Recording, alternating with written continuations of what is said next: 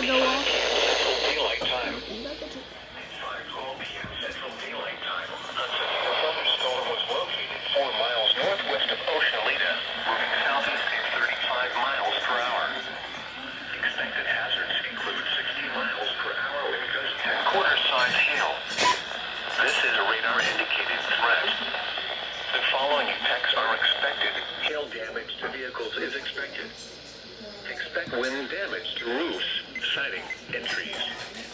Locations in or near the path include Bartlesville, Skyatook, Barnstable, Ramona, Winona, Oceanita, Avant, Vera, Bartlesville Municipal Airport, Watova, Waukesha, Talbot, Pershing, Nalagoni, Walco. For your protection, move to an interior room on the lowest floor of a building. Oh, there's a tornado signature right there. And they just extended it basically down so it can stop. 5 p.m. at the Tulsa International Airport, it was mostly sunny. The temperature was 96.6 degrees. Relative humidity 47%.